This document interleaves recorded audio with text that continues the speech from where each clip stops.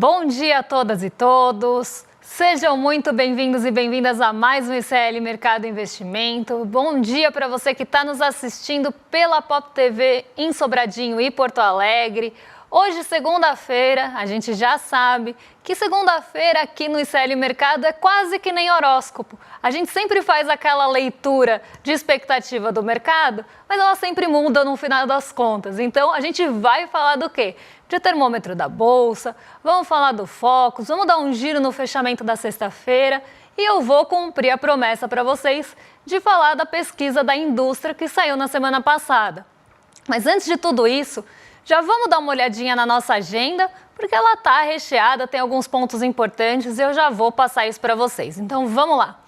De manhã, já antes da abertura, saiu o balanço do BTG Pactual. E aqui, gente, a gente só está esperando fechar todos os balanços de setor financeiro para a gente passar para vocês. Porque assim, né, a gente já sabe que o lucro do banco, ele sempre aumenta, quase sempre aumenta. Porque tem dois grupos aqui no Brasil que sempre ganham, a banca e o banco. Então a gente vai trazer para vocês, quando a gente vai esse fechamento aí de setor financeiro, a gente vai trazer para vocês como é que ficou esse lucro, essa evolução do lucro do setor aí no Brasil.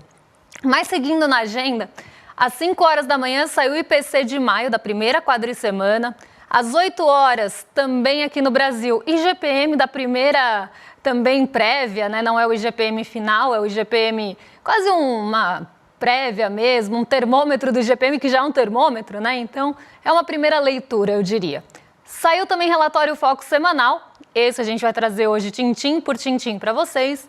E às 9 horas o Fernando Haddad deu uma entrevista ao vivo hoje na TV UOL. Já temos alguns pontos importantes e se der tempo a gente conta para vocês como é que foi essa entrevista do Haddad. Mas ele falou bastante daquela questão do INSS, falou ali também alguns pontos em relação à política econômica aqui do Brasil. Então ele deu ali uma entrevista e alguns pontos já foram destacados aí, porque foi mais cedinho, né? Agora vamos seguir aqui, porque tem balanço pra caramba também na parte da tarde. A gente tem a Adriana Kugler, né, a diretora do FED, discursando num evento do Banco Central da Irlanda. Balança comercial semanal no Brasil, velha conhecida nossa aqui às 15. E reunião do Eurogrupo hoje durante o dia. Aí sim começam os balanços depois do fechamento.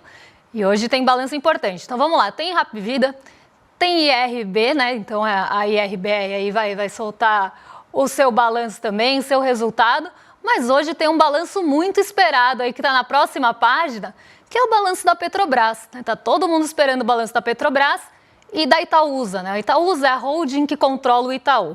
Como o Itaú teve um balanço muito positivo na sexta, também tem uma grande expectativa pelo balanço da Itaúsa. Tem resultado da Sabesp também, Telefônica Brasil e Edux hoje mais tarde. Então a gente tem uma série de balanços importantes que saem depois do fechamento e temos também balanço do BTG que já foi divulgado. Agora, antes da gente entrar no Focus, antes da gente ir para o termômetro, vamos dar bom dia para o Diego, que está lá na redação. Então, Diego, bom dia para você. Como é que você está? Passou bem o fim de semana? Como foi o fechamento de sexta, né? Como é que o mercado sextou na semana passada? Conta aí pra gente. Bom dia, Débora. Bom dia a toda a nossa audiência. Bom dia a nossa telespectadora fiel, que já chegou com uma pergunta muito interessante. Maria Helena disse que não está entendendo a taxação do Trump para as produções estrangeiras e perguntou se a gente está entendendo. Então, Débora, deixa essa pergunta aqui para você responder daqui a pouquinho. Bom dia para o Viola Ricardo, que já chegou com Vai Corinthians, uma bela segunda-feira. Vai Corinthians, bom dia, Ricardo. Bom dia para o Bad Dog, enfim, bom dia para toda a nossa audiência, um prazer estar aqui. Débora, passei o final de semana bem tranquilo, descansando, mas estou triste pra caramba que passou muito rápido, para ser sincero. Não sei se só eu tenho essa percepção.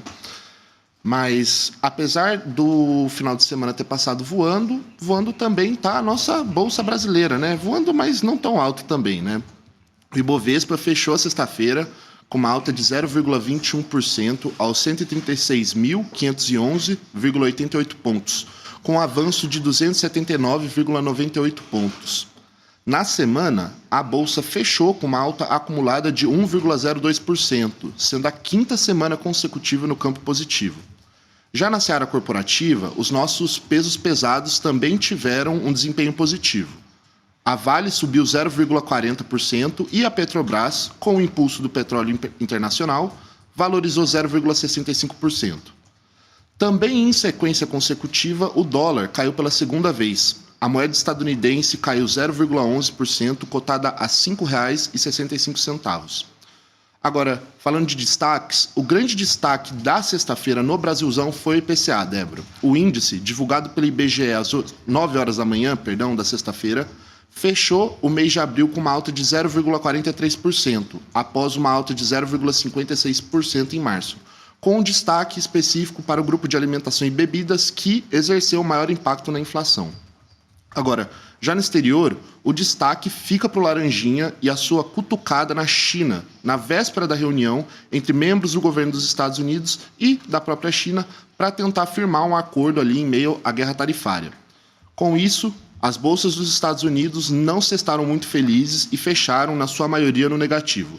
O Dow Jones caiu 0,33% no dia e 0,16% na semana. O S&P 500 desvalorizou 0,07% no dia e 0,27% na semana e, por sua vez, o Nasdaq ficou literalmente no 0 a 0. Caiu 0,49% na semana só. Débora? Então vamos lá, né? Vamos pegar esse gancho, já que a gente está falando de fechamento da semana passada, né? Como é que as bolsas caminharam aí na sexta-feira, o que impactou bastante, né, os mercados. Aqui no Brasil, eu já adianto para vocês, né? O mercado reagiu muito bem não só ao IPCA, o IPCA ainda dividiu bastante as opiniões, né? Ninguém tem uma opinião única ali em relação à leitura do IPCA, na verdade. O mercado está mais, inclusive, pessimista em relação à leitura do IPCA, usando ele de justificativa para poder manter a taxa de juros mais alta. Só que, ao mesmo tempo, a reunião do Copom ela foi muito bem recebida, né, e não espanta ninguém. E aí eu pergunto para vocês, né, conhece a Kendi?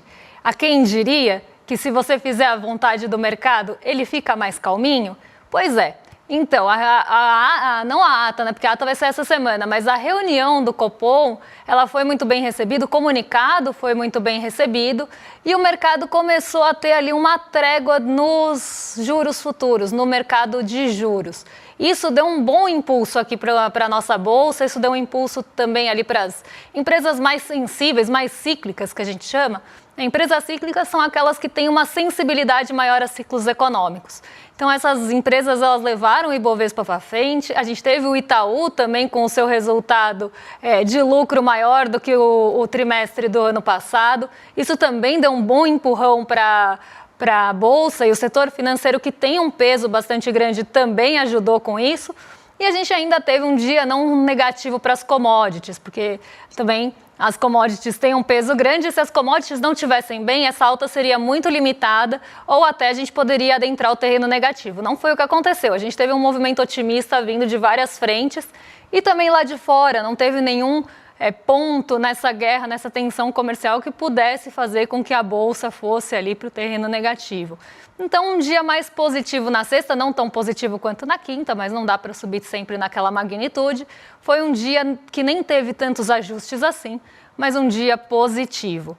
E aí a gente vem para a semana, né? O que o mercado estava esperando na semana passada, a gente já faz esse termômetro aqui da Bolsa para essa semana também. Como eu falei, hoje o programa está quase horóscopo. Então vamos lá, vamos ver aqui como é que está o termômetro da Bolsa, que não é esse termômetro, esse é o Focus, esse é o próximo termômetro, esse é o próximo horóscopo, esse é o outro signo. A gente vai ver agora o termômetro da Bolsa, né? Então a gente tem aí na semana passada os agentes do mercado que respondem à pesquisa sobre o que eles acham que vai acontecer na semana seguinte na Bolsa. 42,86% deles falava que a Bolsa ia subir. Então, acreditava que a Bolsa ia ter um desempenho mais positivo e que ela ia ficar ali e fechar a semana no azul. 28,57% acreditava que a Bolsa ia ficar no 0 a 0 ali, nem em alta nem em queda, mas orbitando a estabilidade. E 28,57% também acreditava que a Bolsa ia cair na semana e interromper a sequência aí positiva que a gente viu nas últimas semanas. O mercado estava majoritariamente aí otimista na semana passada. E eles realmente acertaram, olha, palmas aí, porque a Bolsa realmente subiu na semana passada, era uma semana até complicada, tinha IPCA, tinha Copom, então uma semana com muitos desafios, mas o Ibovespa conseguiu também, assim como nós, ele também conseguiu vencer o desafio chamado semana, porque toda semana eu tenho um desafio que é vencer a semana. E o Ibovespa também conseguiu, olha só, ele subiu 1,02 e terminou a semana no positivo. Essa semana, aqueles respondentes ali que estavam achando que a bolsa ia ficar no 0 a 0, agora se dividiram melhor, né? Eles estão ou mais pessimistas ou mais otimistas. Então essa faixinha do 28,57% aí diminuiu para 16,67 e parte aí foi para o otimismo, acreditando, né, que a bolsa vai subir. 50% dos respondentes acredita que a bolsa vai subir e 33,33%, um volume menor aí, que a bolsa vai cair. Mas a gente teve essa divisão dos pessimistas e otimistas, quase se posicionando um pouco mais, acreditando que o Ibovespa vai descer do muro e ou vai subir ou vai cair, que ele não vai ficar ali orbitando 0 a 0. E essa semana também é uma semana bem importante. Sai dado de produção do comércio, né? Então sai a pesquisa mensal do comércio, a produção, eu ia falar produção industrial porque eu estou com ela na cabeça, mas sai pesquisa do comércio, sai pesquisa dos serviços, a gente tem uma série de indicadores fora do Brasil também muito importantes, tem a ata do Copom, que por mais que já tenha sido muito bem recebida, né, pode ainda ter algum impacto, então uma semana com indicadores bem importantes, mas mesmo assim o mercado acredita que a bolsa vai continuar nessa tendência positiva, vai ter ali, né, a continuidade dos seus ganhos, vai seguir nessa esteira e vai completar mais uma semana, segundo o mercado financeiro aqui, ou as projeções, a 6ª semana de alta consecutiva. Vamos ver se a gente consegue manter esse otimismo, a gente depende muito dos números que vão sair nessa semana. É uma semana importante também de inflação fora do Brasil, então tem o CPI nos Estados Unidos. Então vamos ver como é que fica o humor fora e dentro do Brasil, se a gente vai conseguir sustentar essa alta pela 6ª semana seguida, o que é também um desafio bem grande. Agora sim a gente vai voltar para a redação. Diego quase deu um spoiler aqui, né? Ele apareceu na tela. A gente está dando spoiler para você, porque agora a gente vai falar de Focus, que também é termômetro, né? Então o mercado está esperando o que aí para essa semana, né? Para esse ano, para o ano seguinte aí, que o mercado está esperando e projetando para a economia. Mas lembrando aqui que ele erra bastante. Vamos lá. Débora, antes, na verdade, de puxar o gancho do Focus, eu queria só esclarecer uma duvidazinha aqui de um membro da nossa audiência, o Classe F. Ele perguntou se ainda vai rolar a aula inédita com o Safatli de leitura do Capital e perguntou se tinha sido cancelada. Na verdade, não, a aula não foi cancelada, ela já está disponível na nossa plataforma para você assistir, tá? Só esclarecendo essa breve dúvida. Mas, agora, entrando no Focus, Débora saiu agorinha, às 8h25 da manhã, divulgado pelo nosso querido Banco Central, ou também não tão querido, né? Relatório Focus. Focus, para quem não sabe, é um resumão das projeções do mercado financeiro para os principais indicadores macroeconômicos, sendo eles inflação, medida pelo IPCA, a Selic, que é a taxa básica de juros da economia, câmbio, real para dólar e PIB. E o Focus dessa semana está bem parecido com o da semana passada, com uma diferença aqui e acolá, nada demais. As mudanças, nesse caso, vieram na inflação e no câmbio, com PIB e juros intactos. A projeção de inflação para esse ano e ano que vem novamente caiu, dessa vez para 5,51% em 2025 e 4,50% em 2026. O câmbio, por sua vez, teve a projeção alterada para 5,85 em 2025 e 5,90 em 2026. PIB e o Focus, como eu tinha dito, ficaram intactos. A projeção para o PIB de 2025 se mantém em 2% e para 2026 também se mantém em 1,7%. Já a taxa Selic está prevista para acabar esse ano em 14,75% e o ano que vem em 12,5%. Agora, Débora, queria que você explicasse para a gente o que está fazendo o mercado tão feliz, entre aspas, para reduzir as projeções de inflação e câmbio assim.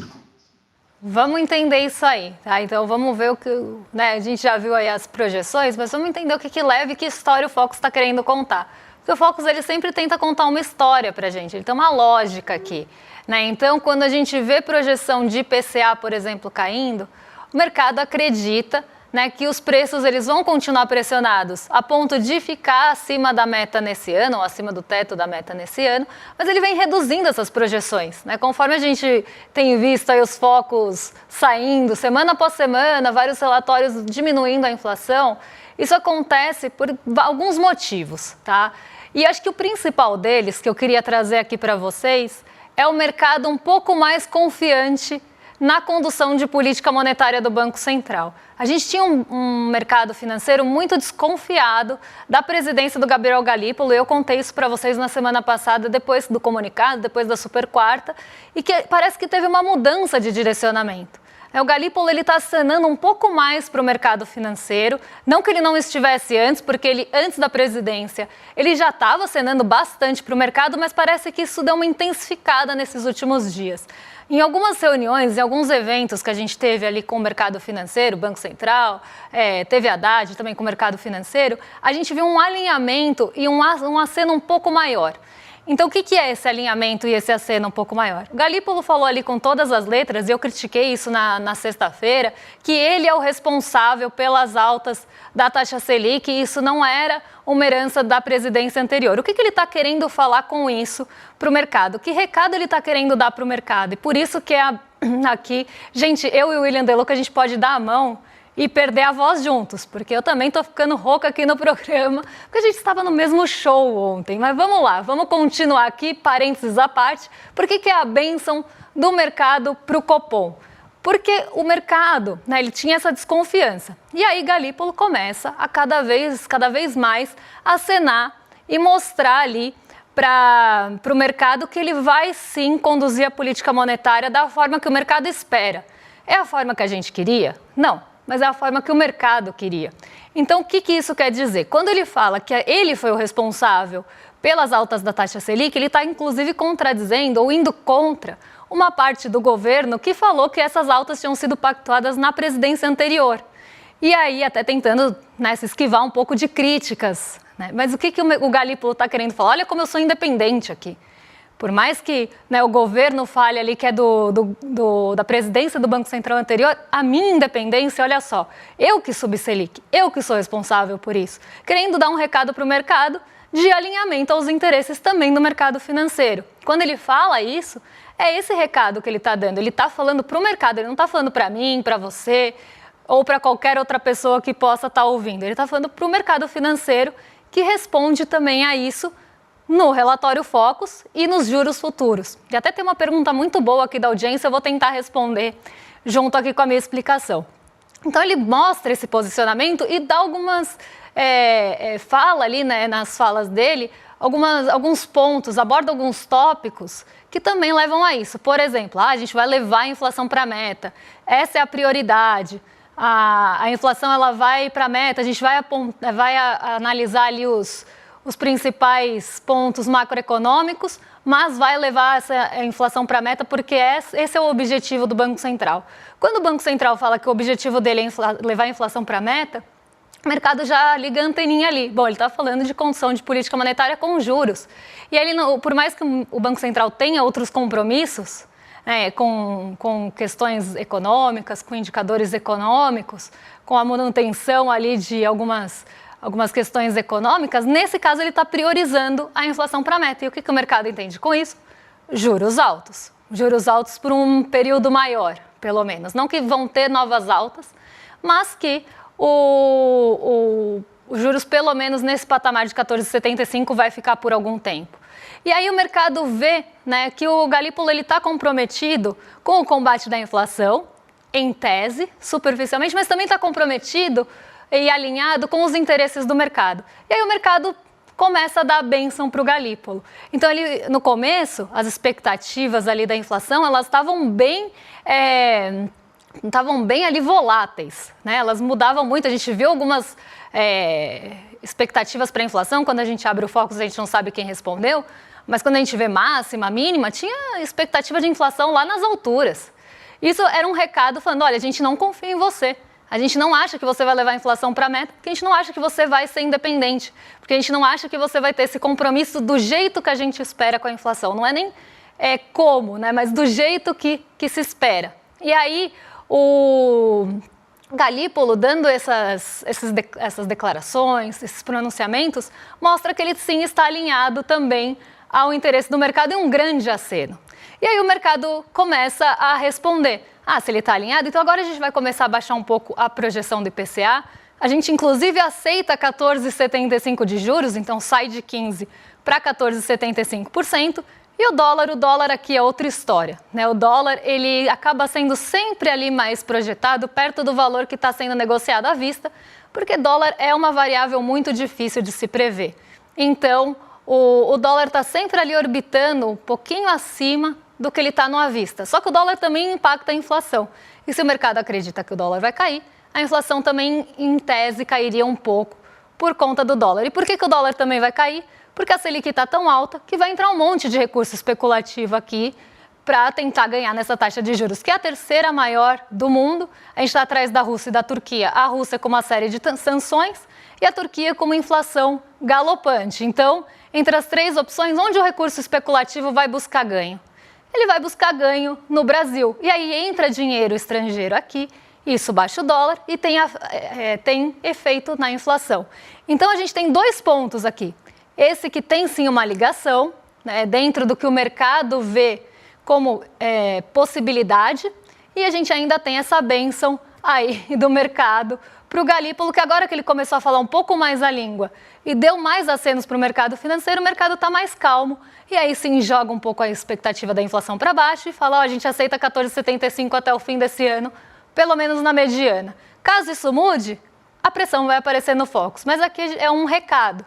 A gente nunca pode esquecer que o Focus também é uma forma de dar recado e fazer pressão. E aqui ele está falando, olha, agora que as coisas estão um pouco mais calmas, a gente aceita essa taxa até o fim do ano. É isso que o Focus está querendo contar para a gente. Agora, o que a produção industrial contou para a gente, hein, Diego? Teve mudança aí na produção industrial na semana passada. Vamos tentar falar isso rapidinho aí, só para não ficar devendo o pessoal em casa. Débora, sobre a produção industrial. A produção industrial brasileira deu um passo mais firme em março de 2025.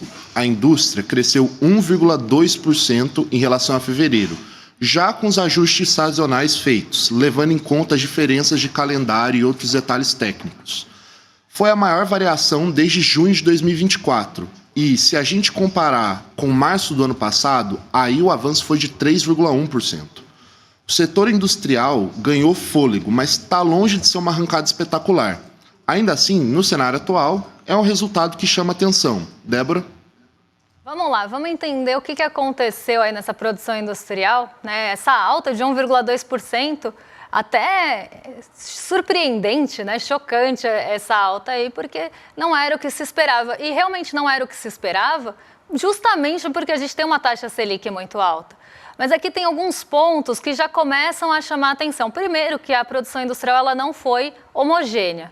Ela foi bastante desigual entre alguns setores, entre alguns ramos industriais, principalmente quando a gente olha ali grandes categorias também. Então, ela não foi uma produção industrial homogênea, assim como também não foi no mês passado. Alguns setores puxaram muito a indústria e outros ainda estão patinando. Então, a gente já tem essa desigualdade entre os setores.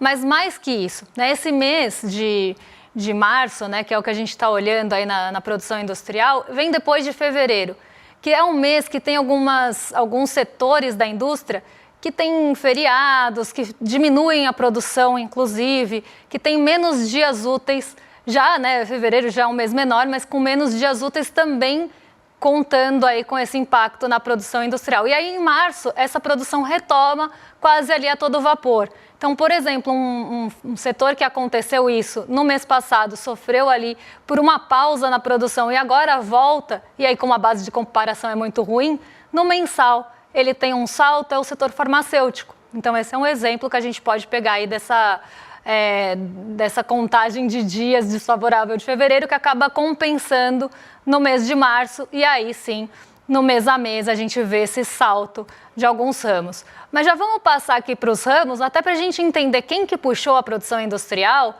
e aí nem vou perder muito tempo ali com a variação mensal, com a variação anual, porque isso já foi dito para vocês. Então vamos lá.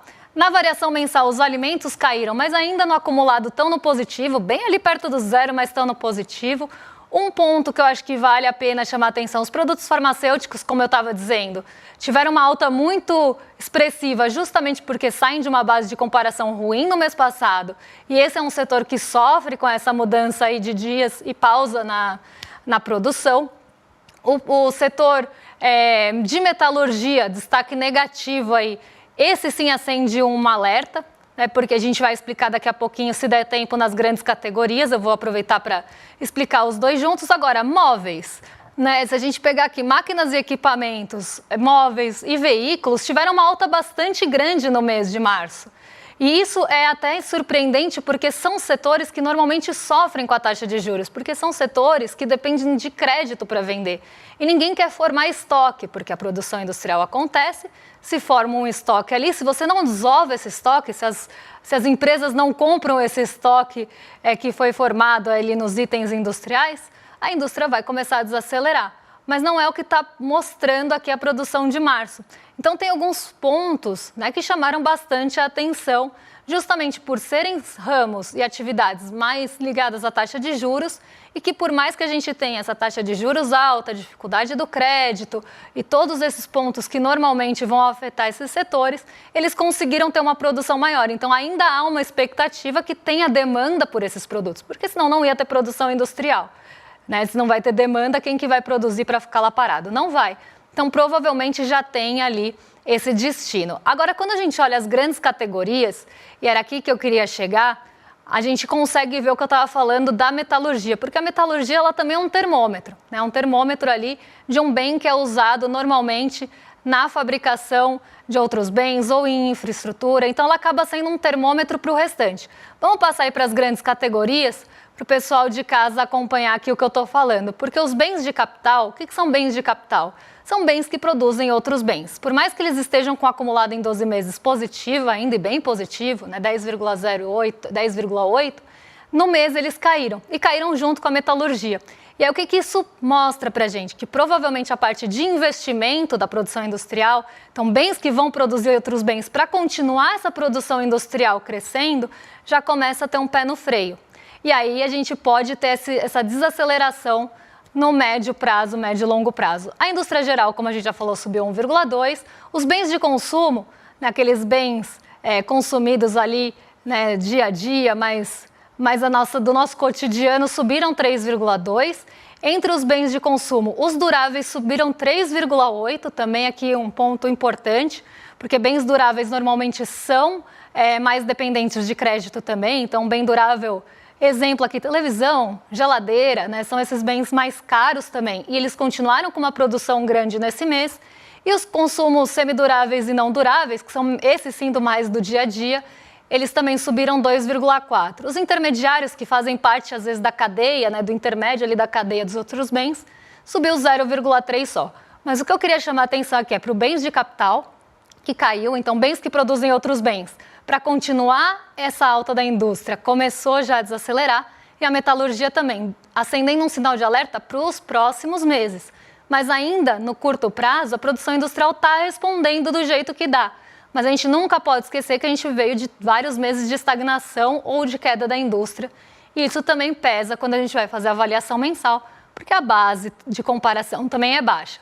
Mas aqui o recado que eu queria dar é esse, principalmente aqui em relação à produção industrial, produção desigual e alerta aí nos bens de capital e metalurgia.